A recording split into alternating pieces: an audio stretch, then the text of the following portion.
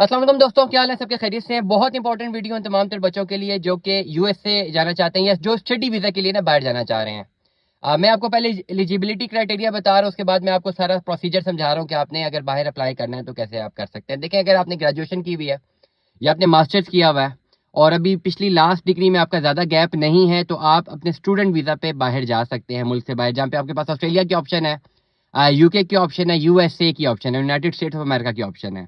मैं इस वीडियो में आपको यूएसए के स्टडी वीज़ा के बारे में बताऊंगा, लेकिन सबसे पहले आपने अपना एलिजिबिलिटी क्राइटेरिया चेक करना है कि आप एलिजिबल हैं भी या नहीं है।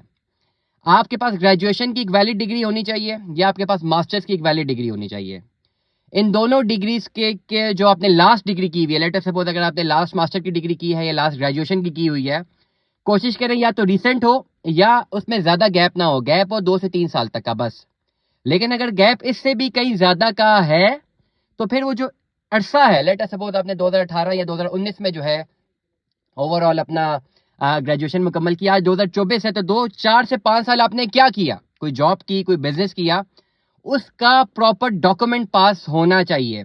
जितना कम गैप हो उतना ज़्यादा बेहतर होता है, या जितना ज़्यादा गैप हो उतना ज़्यादा जो है थोड़ा सा ओवरऑल नुकसानदेह इसलिए होता है कि वो फिर आपके जो आपका जो ओवरऑल एनालिसिस है या ओवरऑल हाइपोथेसिस है कि भाई मैं स्टडी वीज़ा के लिए जा रहा हूँ, उस पर क्वेश्चन मार्क क्रिएट करता है। तो ये तो ज़रा ध्यान में रखें कि आपकी लास्ट डिग्री जो है वो ग्रेजुएशन की या मास्टर्स की, वो कोशिश करें कि कम से कम, मतलब उसमें टाइम कम से कम हुआ हो, और अगर ज़्यादा भी हुआ है तो उसका एक प्रॉपर आपके पास डॉक्यूमेंट होना चाहिए कि यार इतने टाइम पे मैंने इतना ये काम मैंने किया, या ये मेरे पास ये जॉब की, या ये मैंने बिजनेस किया।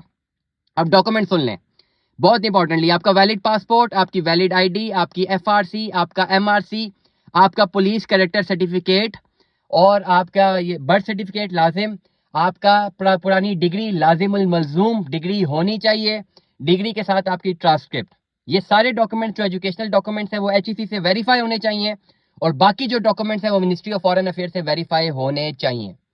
प्रोसीजर ये है कि अगर आपने यूएसए के लिए अप्लाई करना है तो कुछ एक लिस्ट ऑफ यूनिवर्सिटीज में से किसी एक यूनिवर्सिटी में आप सबसे पहले अप्लाई करते हैं। अप्लाई करने के बाद आपको वहां से आपका टेस्ट होता है, आपको बुलिंगो का एक टेस्ट ऑनलाइन पे करना है, ऑनलाइन उसकी पेमेंट करनी है और ऑनलाइन ही आपने वो टेस्ट क्लियर करना है। अगर वो टेस्ट क्लियर हो जाता है तो आपको आइल्स की ज़रूरत नहीं है, बुलिंगो जो है आपने उसको क्लियर करना है। वो क्लियर करने के बाद आप यूनिवर्सिटी अप्लाई करते हैं, यूनिवर्सिटी से आपका ऑफर लेटर आता है, ऑफर लेटर की बेस पर आप यूएसए की एम्बेसी में अप्लाई करते हैं on the base for the study visa. उसकी बेस पे आपका इंटरव्यू होता है, आप यूएस एम्बेसी में पेयर होकर जाके इंटरव्यू देते हैं। इंटरव्यू देने के बाद इंटरव्यू करने वाला ऑफिसर विल डिसाइड कि अगर उसने आपको वीज़ा देना है कि नहीं देना। अगर आपका ओवरऑल टारगेट स्टडी वीज़ा ही है और डॉक्यूमेंट्स कंप्लीट है तो आपके ओवरऑल आपको स्टडी वीज़ा मिल जाता है। अब सबसे बड़ी बात कि आपको पैसे कितने चाहिए।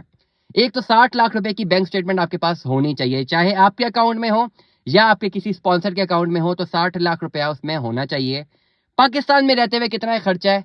पाकिस्तान में रहते हुए आपने यूएसए के केस में कोई भी फीस यहाँ से डायरेक्टली जमा नहीं करवानी, वो आप वहां पर जाकर ही जमा करवाएंगे। पाकिस्तान में रहते हुए सिर्फ और सिर्फ आपने यूनिवर्सिटी की जो अप्लाई करने की फीस है वो पे करनी है, सर्विस पे फीस पे करनी है, प्रोसेसिंग फीस पे करनी है, और जो आपका यूएस एम्बेसी में आपने जो अप्लाई करना है उसका जो वीज़ा फीस है आपने वो पे करनी है।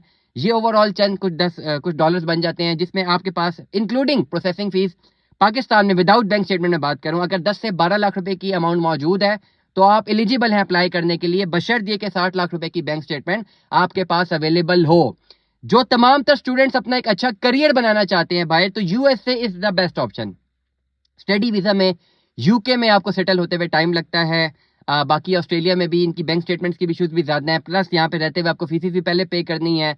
अगर खुदा ना खासा वीज़ा रिजेक्ट हो तो वो भी एक क्वेश्चन मार्क होता है। लेकिन USA is the best option. अगर आपने अच्छा करियर बनाना है स्टडीज़ के पॉइंट ऑफ व्यू से, तो आपको यूएसए अप्लाई करना चाहिए। दुआ में याद रखिएगा, अपना बहुत सारा ख्याल रखिएगा। Stay tuned with us. अल्लाह हाफिज़।